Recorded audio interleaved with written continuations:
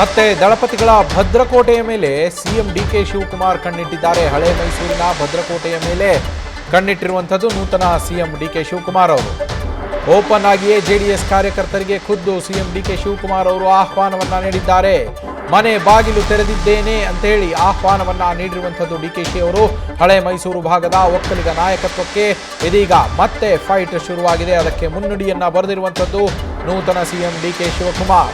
ಹಿಂದಿನಿಂದಲೂ ದೇವೇಗೌಡ, ಕುಮಾರಸ್ವಾಮಿ ಹಾಗೆ ಅವರ ವರ್ಸಸ್ನಲ್ಲಿ ಡಿಕೆ ಶಿವಕುಮಾರ್ ಅವರ ವಾರ್ ನಡೀತಾ ಇದೆ. ಈಗ ಸಿಎಂ ಆದ ತಕ್ಷಣ ಸ್ವಕ್ಷೇತ್ರ ಕನಕಪುರದಿಂದ ಸಂದೇಶವನ್ನ ನೀಡಿದ್ದಾರೆ. ಜೆಡಿಎಸ್ ಕಾರ್ಯಕರ್ತರಿಗೆ ಆಹ್ವಾನವನ್ನ ನೀಡಿದ್ದಾರೆ ಡಿಕೆ ಶಿವಕುಮಾರ್ ಅವರು. ಕಾಂಗ್ರೆಸ್ಗೆ ಸೇರಿದರೆ ಮಂಡ್ಯ, ರಾಮನಗರದಲ್ಲಿ ಕಾಂಗ್ರೆಸ್ ಪಕ್ಷಕ್ಕೆ ಲಾಭ ಆಗತ್ತೆ, ಜೆಡಿಎಸ್ನ ಕಾರ್ಯಕರ್ತರು ಬಂದು ಸೇರಿದರೆ ಅನ್ನೋದು ಅವರ ಲೆಕ್ಕಾಚಾರ. ಡಿಕೆ ಶಿವಕುಮಾರ್ ಅವರ ಈ ನಡೆಗೆ ದಳಪತಿಗಳು ಕೂಡ ಗರಂ ಆಗಿದ್ದಾರೆ ಅಂತ ಹೇಳಿ ಮಾಹಿತಿ. ಎಷ್ಟು ಭಾಗ್ಯವಂತ ಅನ್ನೋದಕ್ಕೆ ಆ ಭಾಗ್ಯವಂತರ ಶಕ್ತಿ ನಾನೊಬ್ಬ ಮಾತ್ರ ಅಲ್ಲ, ನಿಮ್ಗೂ ಆ ಶಕ್ತಿ ದೊರಕಬೇಕು, ನಿಮ್ಗೂ ಸಿಗ್ಬೇಕು. ನಿಮ್ಮ ಹೆಸರು, ನಿಮ್ಮ ಗೌರವನ ನಾನು ಕಾಪಾಡಬೇಕು ಅನ್ನೋ ದೃಷ್ಟಿಯಿಂದ ಇವತ್ತು ಇಲ್ಲಿಗೆ ಬಂದು ನಿಮ್ಮೆಲ್ಲರ ಪಾದಗಳಿಗೆ ನಮಸ್ಕಾರ ಹೇಳಲಿಕ್ಕೋಸ್ಕರ ನಾನು ಇಲ್ಲಿಗೆ ಬಂದಿದ್ದೇನೆ. ಎಲ್ಲ ಪಾದಗಳಿಗೆ ನಾನು ನಮಸ್ಕಾರ ಹೇಳಲಿಕ್ಕೆ ಬಂದಿದ್ದೇನೆ.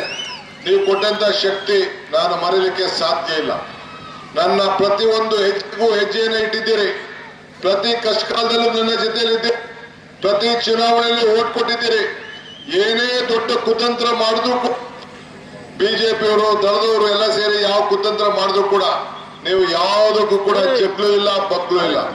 ಇವತ್ತು ನಾನು ಹೇಳ್ತಾ ಇದ್ದೀನಿ, ಜನತಾದಳ, ಬಿಜೆಪಿ ಯಾರೇ ಇರಲಿ ಅವ್ರಿಗೂ ಹೇಳ್ತಾ ಇದ್ದೀನಿ, ನನ್ನ ಮನೆ ಬಾಗ್ಲು, ನನ್ನ ಕುಟುಂಬದ ಬಾಗ್ಲು ಎಲ್ಲರಿಗೂ ಕೂಡ ತೆರೆದಿದೆ. ಇವತ್ತು ನಾನು ವಿದ್ಯಾಭ್ಯಾಸಕ್ಕೋಸ್ಕರ ಬೆಂಗಳೂರಿಗೆ ನಮ್ಮ ಅಪ್ಪ ಅಮ್ಮ ಸೇರಿಸಿದ್ರು.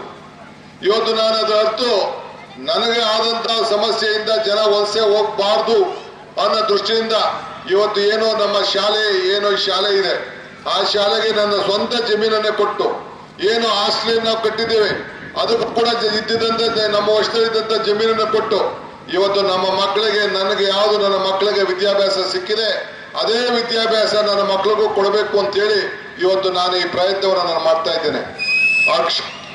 ಅಕ್ಷರ ಆರೋಗ್ಯ ಸಂಪರ್ಕದಲ್ಲಿದ್ದಾರೆ ಮಂಜುನಾಥ್. ಡಿಕೆ ಶಿವಕುಮಾರ್ ಅವರು ಮತ್ತೊಮ್ಮೆ ಮುನ್ನುಡಿ ಬರೆದ್ರ ಅಂತ ಒಕ್ಕಲಿಗ ನಾಯಕತ್ವದ ಫೈಟ್ಗೆ. ಅವರು ಸಿಎಂ ಆಗ್ತಿದ್ದಂಗೆ ದೇವೇಗೌಡರ ಹತ್ರ ಹೋಗಿ ಆಶೀರ್ವಾದವನ್ನ ತೆಗೆದುಕೊಂಡು ಬಂದಿದ್ರು, ಅವರಿಗೆ ಶುಭಾಶಯಗಳನ್ನೆಲ್ಲ ಕೋರಿದ್ರು, ಇದು ಕಾಮನ್. ಆದರೆ ಹಳೆ ಮೈಸೂರು ಭಾಗದಲ್ಲಿ ಯಾರು ಒಕ್ಕಲಿಗ ನಾಯಕರು ಅನ್ನೋದನ್ನ ಮತ್ತೆ ಪ್ರೂವ್ ಮಾಡುವಂತಹ ಸಂದರ್ಭ ಏನಾದ್ರು ಬಂದಿದೆಯಾ? ಈ ಓಪನ್ ಇನ್ವಿಟೇಷನ್ ನೋಡಿದ್ರೆ ಏನನ್ಸುತ್ತೆ ಮಂಜುನಾಥ್? ನವೀನ್, ಖಂಡಿತವಾಗ್ಲೂ ಹಳೆ ಮೈಸೂರು ಭಾಗದಲ್ಲಿ ದೇವೇಗೌಡರ ಕುಟುಂಬ ಹಿಂದಿಂದಲೂ ಕೂಡ ಒಕ್ಕಲಿಗರ ಒಂದು ನಾಯಕತ್ವಕ್ಕಾಗಿ ಸಾಕಷ್ಟು, ದೇವೇಗೌಡರ ಕುಟುಂಬ ಜೊತೆಗೆ ಡಿಕೆ ಶಿವಕುಮಾರ್ ನಡುವೆ ಒಂದು ಒಕ್ಕಲಿಗ ನಾಯಕತ್ವಕ್ಕಾಗಿ ಸಾಕಷ್ಟು ಫೈಟ್ ನಡೀತಾಲೆ ಬಂದಿರುವಂತದ್ದು. ಅದರಲ್ಲೂ ಕೂಡ ಏನು ಡಿಕೆ ಶಿವಕುಮಾರ್ ಅವರು ಅವಕಾಶ ಸಿಕ್ಕಿದಾಗ್ಲೂ ಕೂಡ ಜೆಡಿಎಸ್ ಕಾರ್ಯಕರ್ತರಿಗೆ ಜೆಡಿಎಸ್ ಪಕ್ಷ ಮುಗಿತಾ ಇದೆ, ತಾವೆಲ್ಲರೂ ಕೂಡ ಕಾಂಗ್ರೆಸ್ ಪಕ್ಷ ಸೇರ್ಪಡಿ, ನಿಮ್ಮ ಭವಿಷ್ಯವನ್ನ ನಾನು ರೂಪಿಸ್ತೇನೆ, ಯಾವಾಗ್ಲೂ ಕೂಡ ನನ್ನ ಮನೆ ಬಾಗಿಲು ಓಪನ್ ಆಗಿರುತ್ತೆ ಜೆಡಿಎಸ್ ಕಾರ್ಯಕರ್ತರಿಗೆ ಅನ್ನೋ ಒಂದು ಸಂದೇಶವನ್ನ ಪದೇ ಪದೇ ನೀಡ್ತಾ ಇದ್ರು. ನಿನ್ನೆ ಕೂಡ ಏನು ಇದೇ ಮೊದಲ ಬಾರಿಗೆ ಸಿಎಂ ಆಗಿ ತಮ್ಮ ತವರು ಜಿಲ್ಲೆಗೆ ತೆರಳಿದ್ರು. ಈ ಸಂದರ್ಭದಲ್ಲಿ ಒಂದು ಮಾತನ್ನ ಏನು ಡಿಕೆ ಶಿವಕುಮಾರ್ ಅವರು ಹೇಳಿರುವಂತದ್ದು, ಅದರಲ್ಲಿ ಏನು ಜೆಡಿಎಸ್ ಕಾರ್ಯಕರ್ತರಿಗೆ ತನ್ನ ಮನೆ ಬಾಗಿಲು ಯಾವಾಗ್ಲೂ ಕೂಡ ಓಪನ್ ಆಗಿರುತ್ತೆ, ಬನ್ನಿ ಒಟ್ಟಾಗಿ ಹೋಗೋಣ ಅನ್ನೋ ಒಂದು ಸಂದೇಶವನ್ನ ಕೊಟ್ಟಿರುವಂತದ್ದು.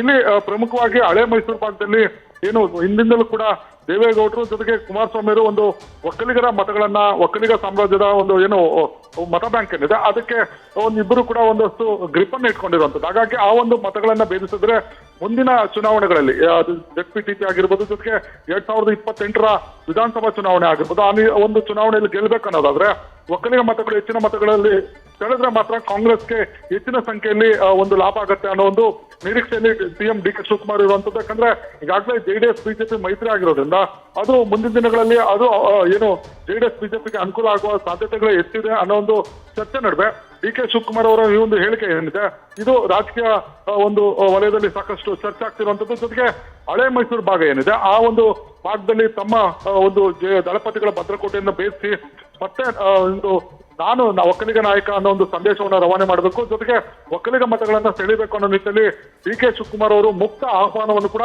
ನಿನ್ನೆ ಕೊಟ್ಟಿರುವಂತದ್ದು. ಇದಕ್ಕೆ ಸಂಬಂಧಪಟ್ಟಂತೆ ಹಿಂದೆಂದಲೂ ಕೂಡ ಇವರ ಏನು ದೇವೇಗೌಡರ ಕುಟುಂಬದ ಜೊತೆಗೆ ಡಿಕೆ ಶಿವಕುಮಾರ್ ನಡುವೆ ಕೋಲ್ಡ್ ವಾರ್ ನಡೀತಾನೆ ಇದೆ.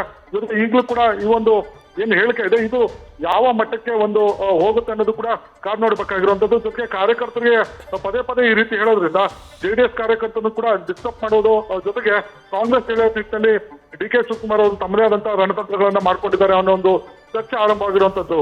Nabi, thank you Manjunath. News first ನಿರ್ಭೀತಿಯಿಂದ ನಿಮ್ಮ ಪರವಾಗಿ.